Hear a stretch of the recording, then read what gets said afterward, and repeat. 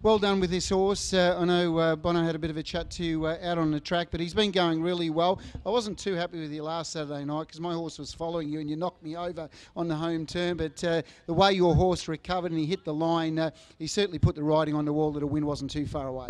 Yeah, you're right, Rob. I thought last week, I thought I was a winner at the 400, and then you go another 100 metres and you're doing what he's doing. But as you said, he recovered well. I think anybody that watched his race last week, he gave a little skip on the home turn tonight, but wasn't as bad and was able to recover really quick. And, you know, I look at it last week's run, I just thought he'd win tonight.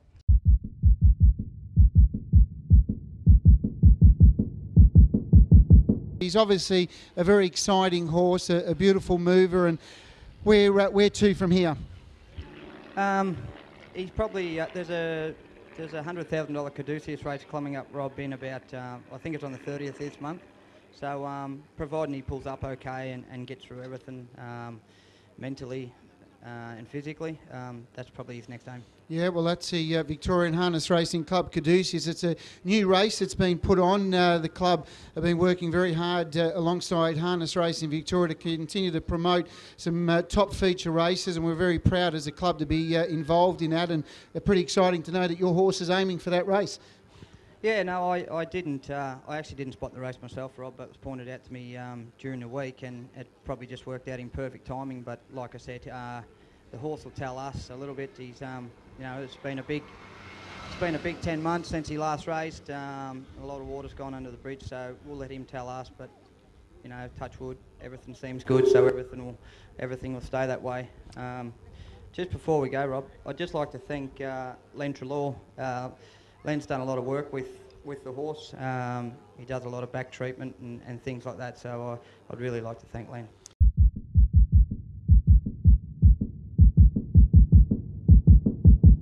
He looks a very good horse. He just continues to step up and doesn't seem to shirk any issues.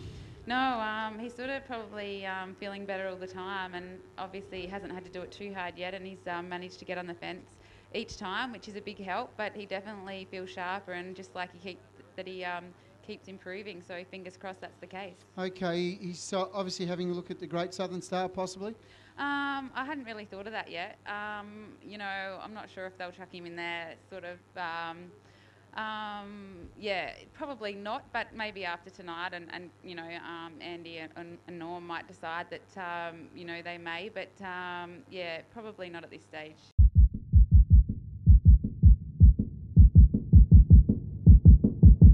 He's always been in the family, and he's always produced some really good performances over a long period of time. Yeah, definitely. We had him ever since a 2-year-old, and obviously bred him. Mum and Dad bred him, and you know, raced him the whole way through. We've always had a bit of an opinion on him, and knew he'd sort of get to that metro grade, but weren't sure sort of how far he'd go after he got to a metro grade. But I think with racing, he's probably getting better. Last time, last prep, he sort of went off a little bit towards the end, probably through driver failure, but you know, he's come back from a spell, and I think by final time he's going to be cherry ripe.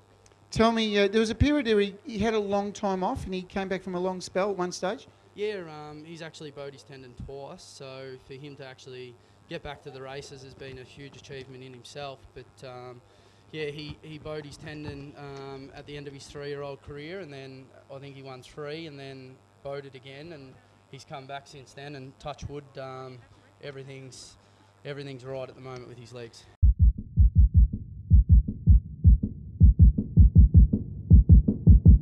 Well done, Chris. Terrific performance. She's been knocking on the door, as we know. Scorcher seemed to have the better of it coming to the home turn. He's been sort of knocking off a little bit in his races, and you sort of kept urging Stars by the Beach, and she responded really well that last 100 metres. Yeah, Rob, she's been racing really well. Either bad luck or bad driving hasn't sort of helped her the last sort of 4 or 5 runs, but tonight, once she found the front, I thought she would be hard to beat, and you know, Scorcher put it to her down the back, and to her credit, she fought on really well.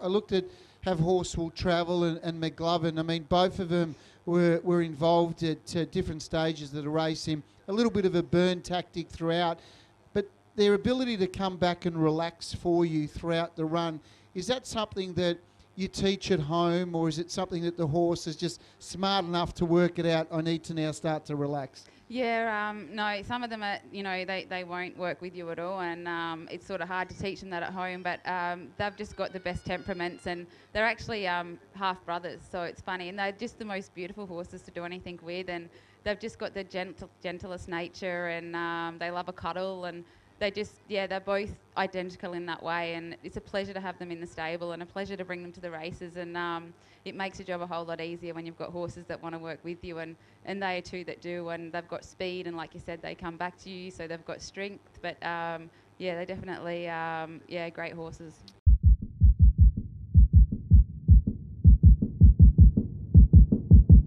You're the new addition to the family, winning the local cup.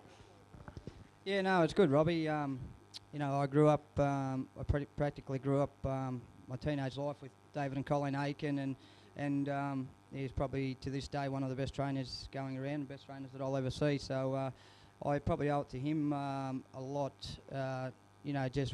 Just training me up through the grades and just learning the basics of most things. So I'd like to thank David Aiken very much, and it's great. It's not only is it good just to to win your home cup and on your home track and be trained here, but it's just great to do it in front of everybody and have everybody involved. You equalled the track record tonight. We had a little bit of a chat about it earlier in the night, whether you'd give it a nudge. Well, you equalled it. Maybe you could have gone a little bit quicker. Yeah, we probably could have, but we've got Ballarat next week, and that's another 2,600 metre race. So generally, the horse always comes first. So the plan now, Ballarat Cup and then into the Hunter Cup? Yeah, Ballarat and then the Hunter Cup, and then press on, touch wood, to the Miracle Mile.